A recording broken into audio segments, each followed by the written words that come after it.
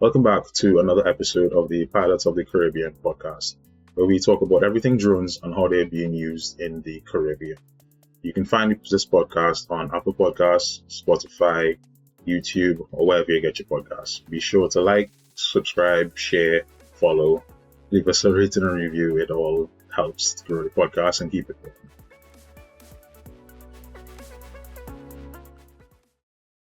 In this week's episode, I sit down with Mrs. Lavern Ryan, who hails from the island of Montserrat. She's passionate about the use and application of Geographic Information Systems, GIS, and has been working in the GIS field for 20 years. She has a Master of Science degree in GIS from the University of Edinburgh, Scotland, and also a second Master of Science degree in Spatial Planning from the University of Dundee, Scotland. Lavern continues to advance the application of GIS on Montserrat by making significant contributions in the area of census mapping, disaster response and mitigation, environmental management, land management, and marine spatial planning, just to name a few. Lavern is an unmanned aerial vehicle expert, UAVs, and given her keen interest in the disaster response, she also volunteers for Map for Action, which is a UK-based humanitarian mapping charity group. Mrs. Ryan has also founded her company, LRR Geospatial Consultancy, with the aspiration of sharing the benefits of GIS to a wider audience. Join me in welcoming to this week's episode, Mrs. Lavern Ryan.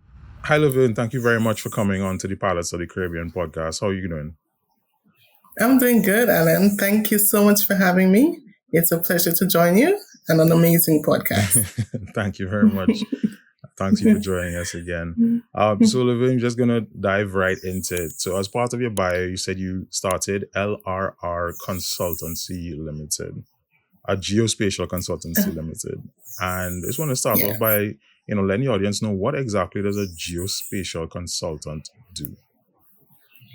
Okay, so my background is Geographic Information Systems, and geospatial basically is two words. Geo means geographic, and spatial, which relates to location. Right. So geographic location, that's basically what it all entails. And as a consultant, I provide information as relates to any particular location or anything that's related to geographic location of that entity. So if it's a school, for example, how things relate to the school, whether there's a road close by, or if there's a forest close by, or if there's possibly flooding that can impact the school. So everything that's in that geographic location and attributes associated with it. So that's geospatial. Oh, okay. That's just one example. Okay, that's interesting. And you've been able to integrate drones into your consultancy workflow. Yes. So, okay, back again to my background in GIS. Right. So, one of the base data sets that we use in geographic information is Imagery. Okay. And I became excited to utilize drone technology because it provides me with the ability to capture my own imagery. So that's just taking a picture of the land from above. So remotely sensed data. I initially became excited when I was able to fly in the plane that did an aerial photography of our island. So we used to capture data using planes or satellites. And now with the advancement of drones, I got into the field because I wanted to capture data myself. Okay. So basically cut out the middleman and you be able to go out and do that part of the work for yourself. Correct. And it's easier. I mean, you can capture data as quickly as you want. You don't have the downtime of waiting for persons to come in and capture the data for you, then process the data. It's all done, within a good timeline. And cheaper as well. I was excited at the prospect, and cheaper. Because you don't have so I was excited at the prospect of capturing, and the expense of having, because of where I am in Montserrat, we don't have international airport, so when we did the aerial flyover from Montserrat, we had to fly from Antigua. Okay. So it was going back and forth to Antigua, which is our closest island, and then all the charges and the fees that's related to actually having an airplane in Antigua for, I think we captured it in 2 weeks. So back and forth for 2 weeks trying to get the imagery of Montserrat done. So having a drone in hand is like, okay, you're local, you send it up, you capture the amount of data you want, and you bring it back in and you process your data. You can see what went wrong, you can fix it, that kind of thing. Okay. But so what does the drone landscape look like in Montserrat in terms of commercial applications? Okay, so we have probably about a handful. I can probably count a handful of persons who own a drone who actually captures data. Mostly persons do it for sporting. So we have like school sports. There's a drone there that captures the inter-school sports meet when the children are running. Another guy does drone work to capture events like funerals and weddings and parties. There's another guy who does work for tourism. So he captures the landscape and captures the hills and stuff like that, just the scenery. But with me specifically, I do mapping. So it's basically getting imagery in like 90-degree angle, looking straight down and capturing the landscape as it is at any point in time. Okay. So what are some of the benefits when you compare using a drone for mapping and geospatial work as opposed to traditional, like what surveyors do from on the ground? Oh, so much. Okay, so don't worry, we have to. Before we use satellite imagery, and what I gathered with satellite imagery, first, the resolution is not good because it's taken so far away, and it depends on what you want to look at. So sometimes the imagery is a bit fuzzy. When you zoom in, you can't really see. It's pixelated. And the other thing that affects us a lot here in the Caribbean is cloud cover. So because of our terrain, for example, we have a volcano, so there's always a little bit of cloud above that volcano, unless it's on a clear day. So looking at imagery from space or through satellite imagery is usually cloud covered. So you have to be able to pick the correct time, or you have to ask them to dig into the archives to see if the passing of the satellite was on a day that was really clear and you could actually see good imagery. So that was one downside. Aerial photography is really good, but again, we spoke about it being time consuming and very costly. And so having drones were actually easiest. You can send up a drone anytime, well, based on weather, and it's easy to repeat. So if you already set up your flight plan or your locality where you want to fly, you can do multiple repetitions of that same area, same dimensions. So it's easy to do like change detection. So you can compare and contrast dates over a period of time using the same flight plan. So that makes it a lot easier. Yeah.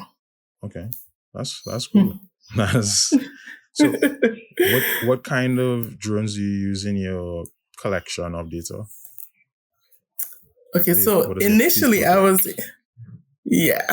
introduced to drone mapping with the Delhi UX11, and that's a fixed wing drone. Right. So that was my very first introduction to drone flying. We learned that drone over the course of probably 2 weeks and online and during COVID.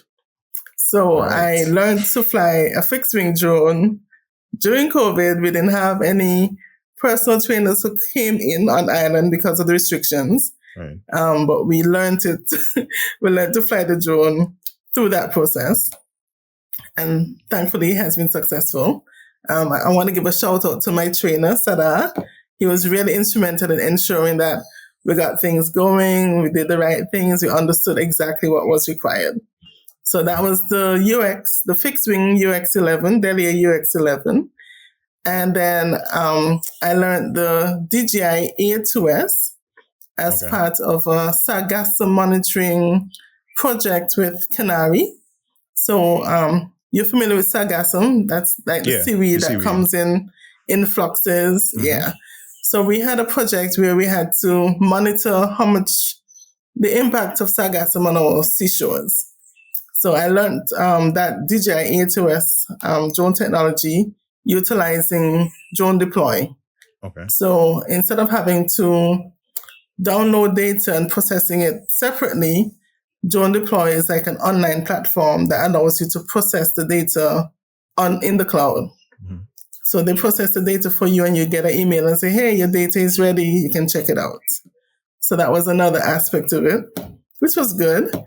And then I was also introduced to the DJI Mavic 3 multispectral drone.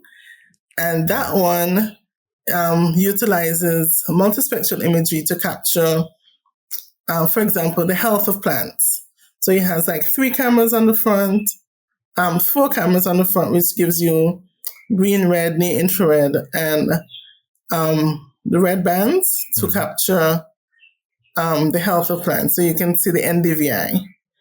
And my personal drone is a classic. It's the Phantom 4, but this one is with RTK.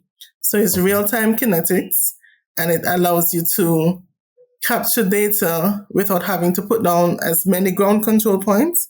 So you know your data is in the correct geographic location when you fly. So everything is tied to some sort of geographic coordinates. And that's how I use my Phantom 4 with RTK.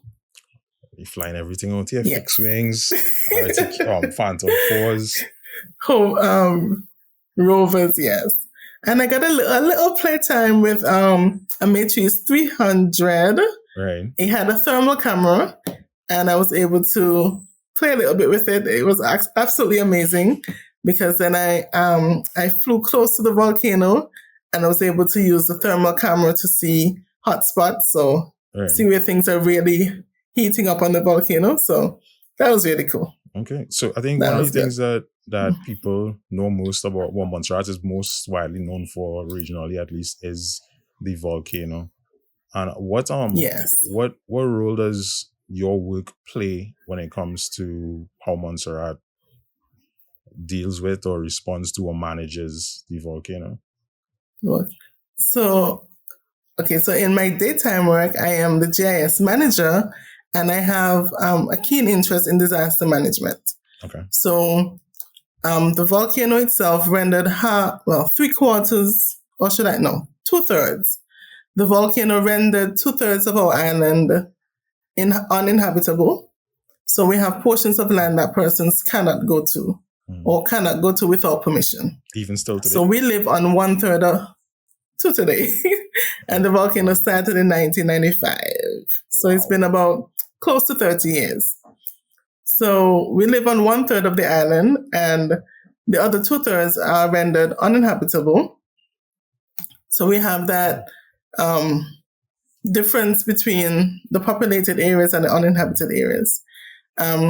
In my work, I'm able to utilize the technology, GIS and drones, to capture where things are. For example, if there's a potential pyroclastic flow, which is one of those events from the volcano where the volcano erupts or explodes, then I'm able to understand where the pyroclastic flow would go and who would be impacted. So we have ashfall, depending on the wind direction. Because we have mapping done, we're able to tell who would be affected, who needs to evacuate, what roads are affected, that kind of thing.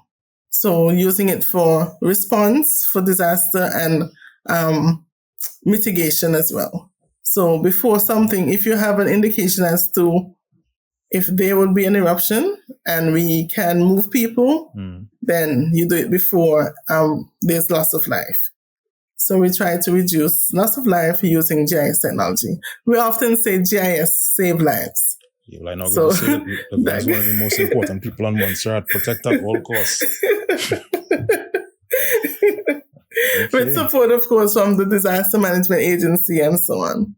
Okay. On the other side, though, there are persons who want to come back and rebuild. So during the volcanic crisis, a lot of people left the island. A lot of people migrated to the US, to the UK, other Caribbean islands, and they want to come back, or their children want to come back and build homes and rebuild.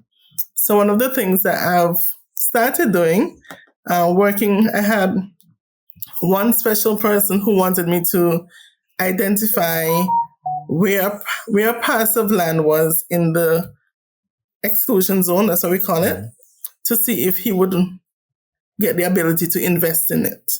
So I went and I flew the area, mapped out the parcel where the house was. So the house is in ruins. He wants to rebuild it.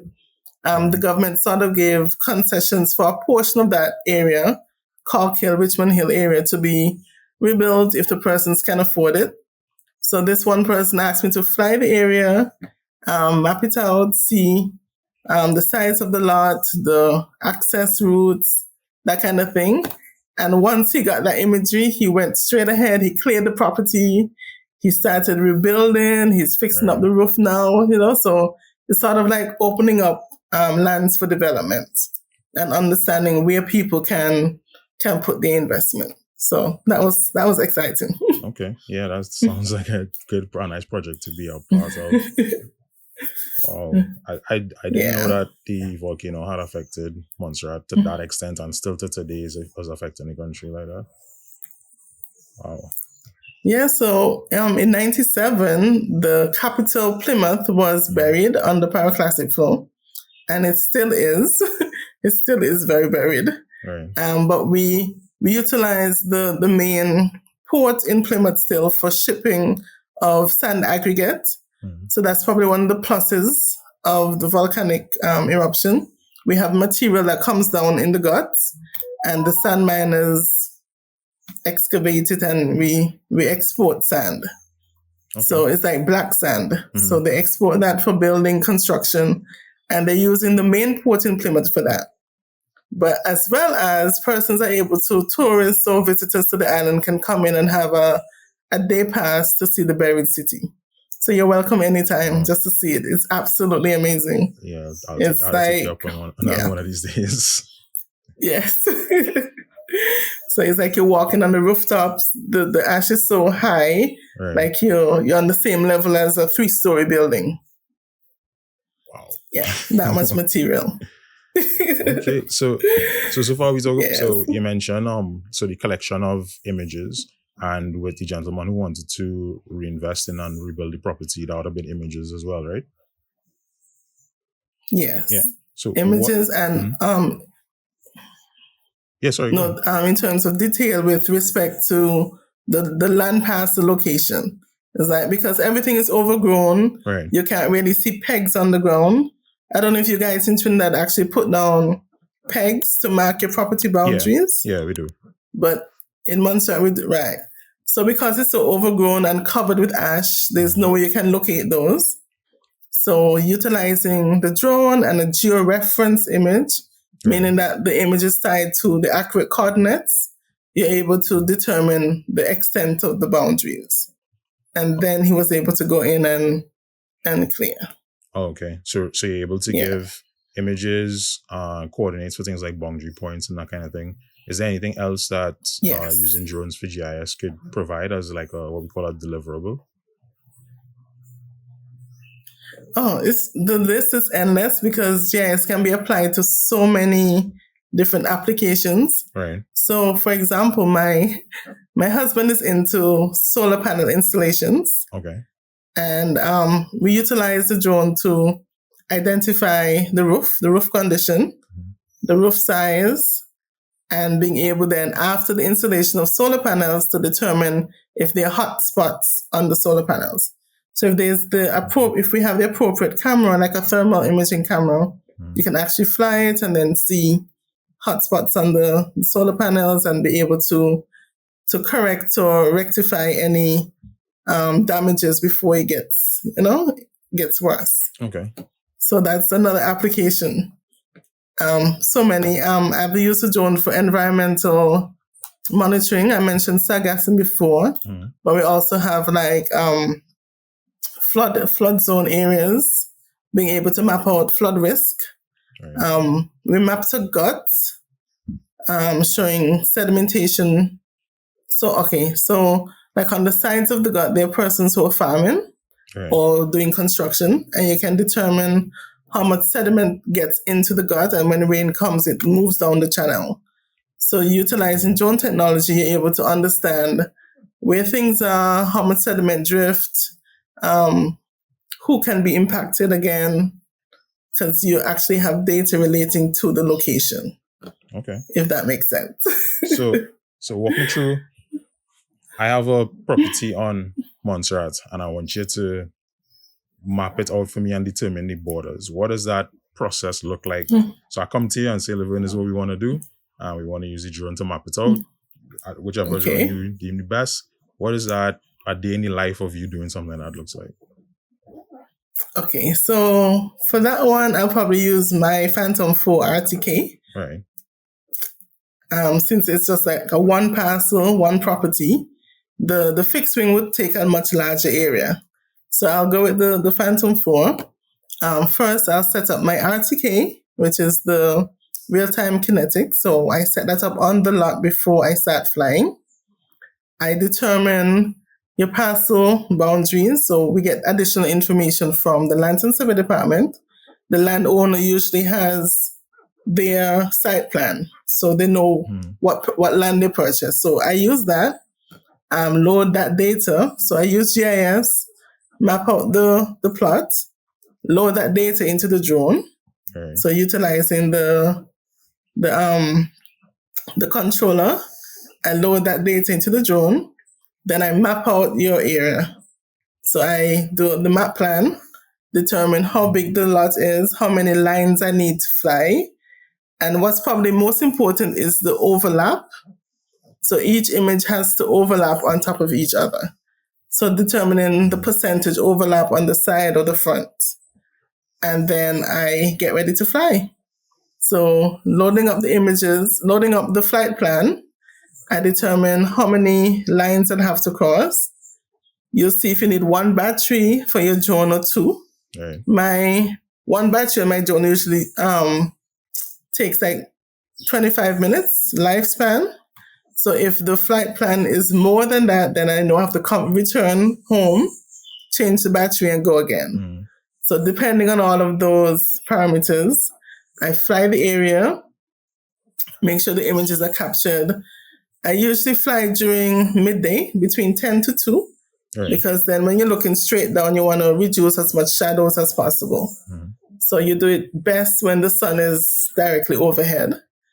And then once that imagery is flown, come back in, download the data, and then I start processing it.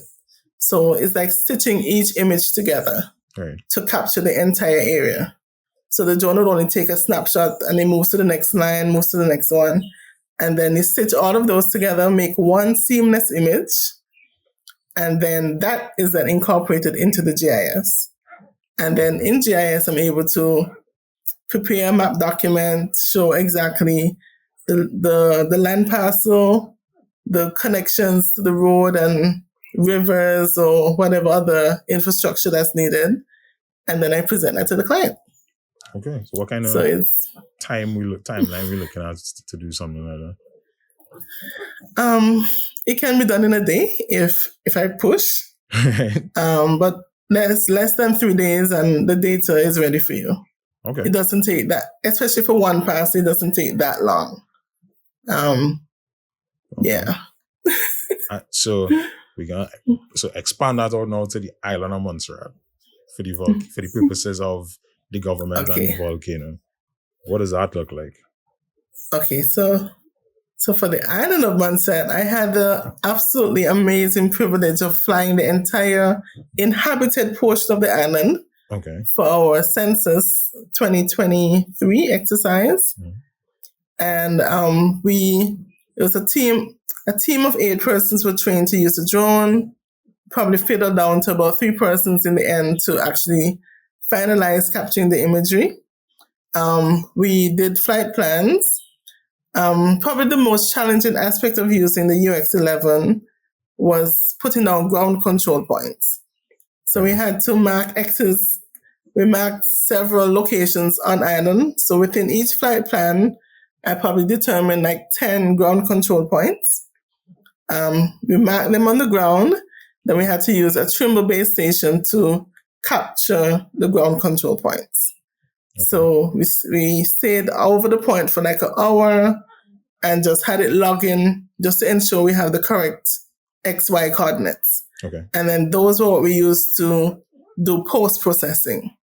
So unlike the RTK, which does the geolocation one time, the UX11 does it afterwards. And that's probably what took up most of the time, the processing after we did the flights. Mm-hmm.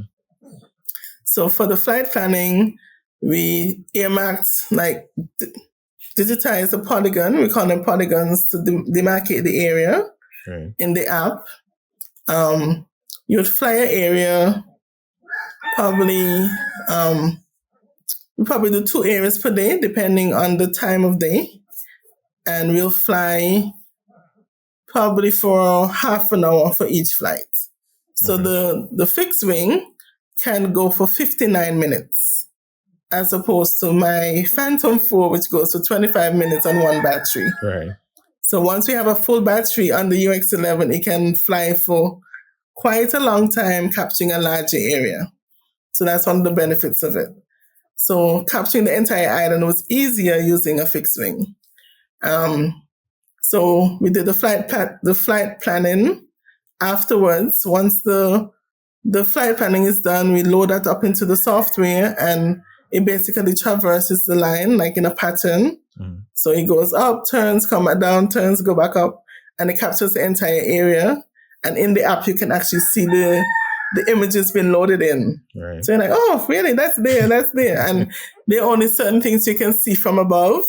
So sometimes you think you know an area really well, but when you see it from the imagery, it's like, oh, I didn't know that road was behind there or that pond was there. Right. So it's really cool looking at it while it was taking the images.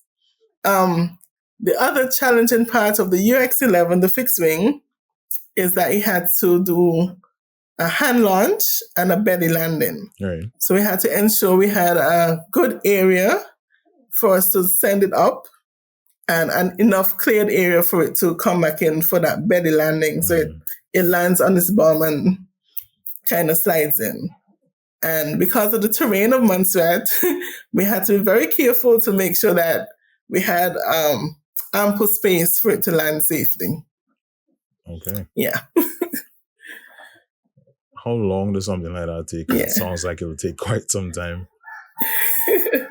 Using the UX11 to capture the entire inhabited area took us about a year and a half, considering that there was COVID.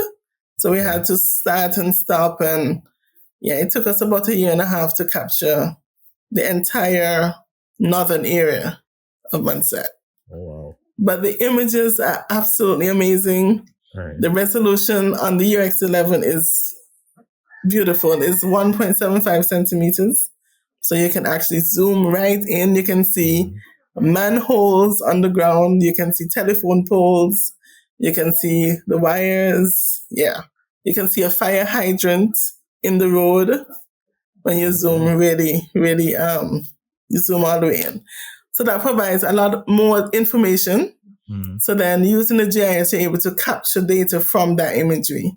We captured buildings for the census. We captured each building footprint. So we actually mapped each building on Montserrat. Mm-hmm. And the enumerators had an easy task of following our numbering system. So we numbered each building so that nobody is missed. So each house was attended to based on our census maps. Oh, so they take your we demarcated it. Sorry, go ahead. Yeah, so they follow the pattern. So each enumeration area is demarcated. So we broke up the island into sections called enumeration districts or enumeration areas. And then we numbered each building based on a certain pattern. So if we're traversing the area left, we keep left all the way and number the buildings in and out. So the enumerators just follow the numbering and make sure that nobody is missed.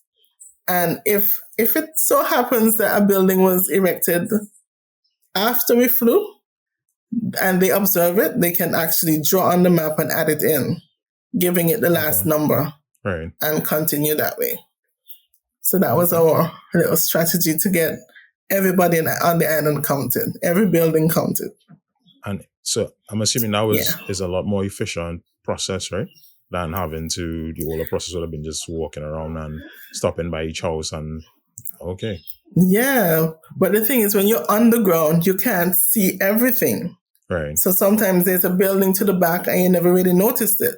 Right. So having a map from above, looking down, like, okay, there's a building behind it, you need to check out that building behind, or check the access of how to get to that building. So getting imagery from above really helped smooth out the process for ensuring that nobody's missed. That's an interesting use case. I think that's the first time I've heard drones being used for something like that, but that sounds interesting. Make sure, like you said, that you don't miss anybody during the process. Oh, that's cool. So is the government very accepting when it comes to the use of drones and finding other new uses and use cases for drones in Montserrat? I think they are. For work-wise, they are, because we're now working on a port project. So we're trying to build a new port to replace the one that was lost in Plymouth. Right. And a few persons have flown the area to capture the progress of the port project. And we're also working on a new hospital. So having updated information as to the locality or how things relate to the hospital, I think that's welcome as well. Okay. So, yeah, I don't think they're adverse to it. That's good. That's good, because you see some places you're not seeing the types of use cases, because like the census thing, that was I don't know if that was something that you all came up on your own or you saw somewhere else, but it's the first time like I'm hearing about that specific use case for drones. No, actually, for our last census, this was 2010. Right. 2010 round, we use aerial photographs. So we use aerial photography, but because of the challenges of getting another aerial photograph done, we figured, okay, let's use drones. The good thing was that they allowed us locally to build capacity to do it. So we had persons on island trained to actually conduct the entire survey, as opposed to bringing in somebody and not being able to repeat the process in the next 5-10 years. So that was the selling point, being able to build our local capacity and then be able to do it again when needed. Okay. So I think they accepted that really well. Like, okay, we need to, hone in on the skill building here. And as far as training and furthering that local ability, I know on your website, training is something that you offer directly. What kind of training services for anybody listening who may be interested or coming to Montserrat or looking for somebody and want somebody to talk to about this specific kind of application? What kind of training do you offer? Okay, so personally, I offer training in GIS, GPS, and drone mapping. So those are the three major things I focus on. GIS, we use specialized software. So there's something called ArcGIS. Now it's called ArcPro. It is an online platform. There's also an open source version, which is called QGIS. And I offer training in both softwares, because that's what I use on a day-to-day regular. So that's what I'm really good at. Right. We also do GPS mapping. So you can walk with a handheld GPS. And let's say, for example, you want to map all the mango trees in a particular area. You can actually walk around with a GPS and log those locations. And then you come back and load it into the GIS. And then you prepare a map, or you can add different attributes. For example, the type of mango tree, when was it planted, who's manicuring it, that kind of thing. You can add additional data to to what you're connecting to make it more robust. And then I also offer drone mapping.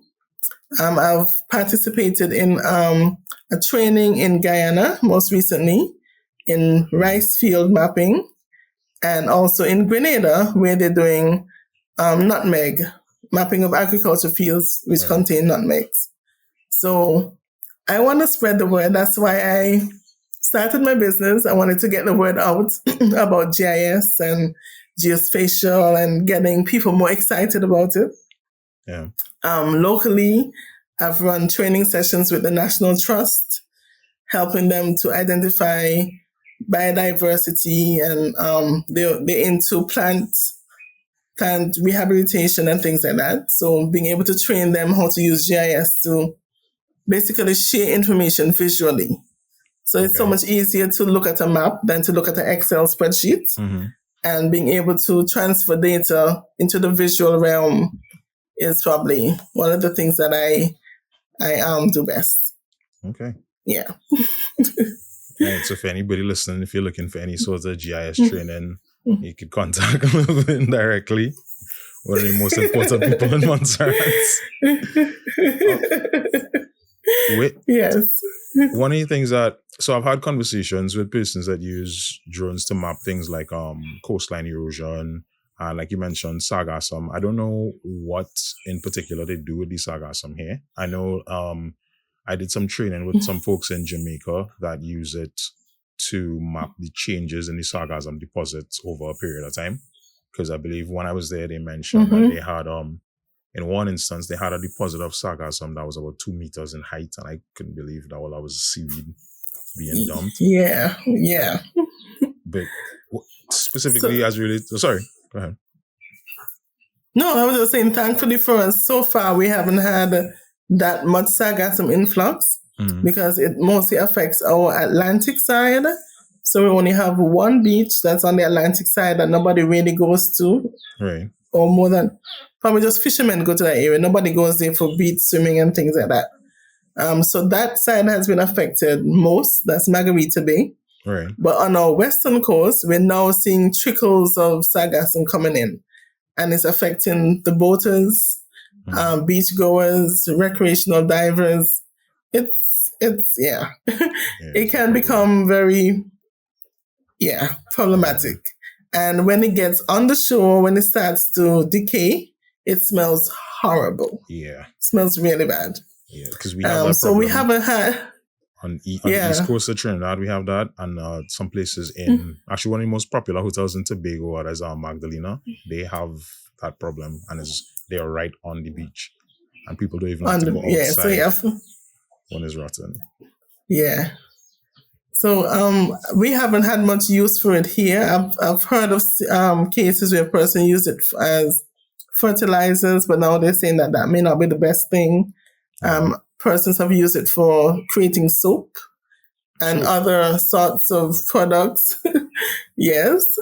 So I think they're still exploring what are the best uses of it, but it's coming in droves. And I think this year is predicted to be a very bad year for sargassum influx as well. So I don't think we can get away from it. We just have to learn how to manage it. Yeah. Yeah. So what do you and see? And Jones help with that. Most definitely. So, and as next I was going to ask you, so what do you see as the future of like drones in the world of GIS? Where do you see that going? I really hope it picks up momentum because I think it's an absolutely wonderful tool. For example, if in disaster management, where places that you can't get to, a drone can go.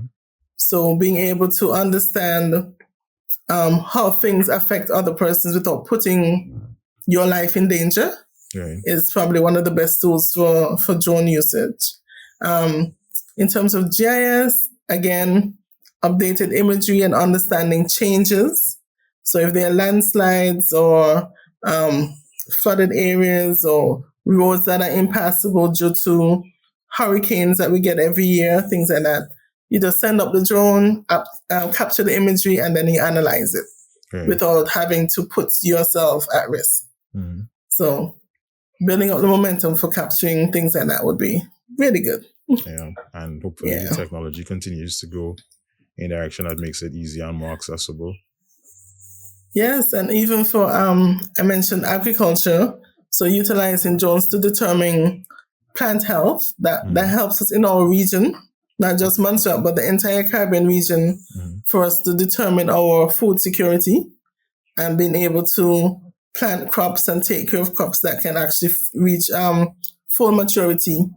The drones can give an indication as to plant health, so you can embark other techniques to ensure that, you don't waste your efforts. Yeah. So make sure that we get good yield from our crops and things like that. It sounds like you have your hands full as well in Montserrat with drones and GIS. Yes. So what advice would you give to somebody who is trying to get into the world of GIS or use the world of GIS using drones? Because I think everybody is more, getting into the fields, but want to use a lot more technology with it. So what advice do you give to someone looking at this interview and saying, hey, this sounds like something that I want to do. I want to be like the next Lavern. How would you go about that? I would say go for it. Read as much as you can. Get insight from other persons. See if you can get your hands on a drone, because I think that makes a difference. Actually seeing it and seeing the data that comes from the drone. For me, that was what set it in motion, like actually realizing what can be done with it. So get your hands on a drone, stick to it, don't give up. Being able to learn the different aspects. It could be a steep learning curve depending on your background, but just stick with it and ensure that if it's something that you want to do, you just continue. Yeah, that's what I would say. Like, stick with it. Cool. And if you need any assistance, you could reach out to Lavern and get some questions answered. I'll answer as best as I could. One of the things that I do with each guest and each podcast episode would be to have the guest on give their submission for the video of the week. And you have a cool one for us this week. So why don't you walk us through what we're looking at with your video of the week submission today? Okay, so I think the first one is relating to the launching of the UX11. It's a hand-launched drone, so you have to have it in your hand and then send it off.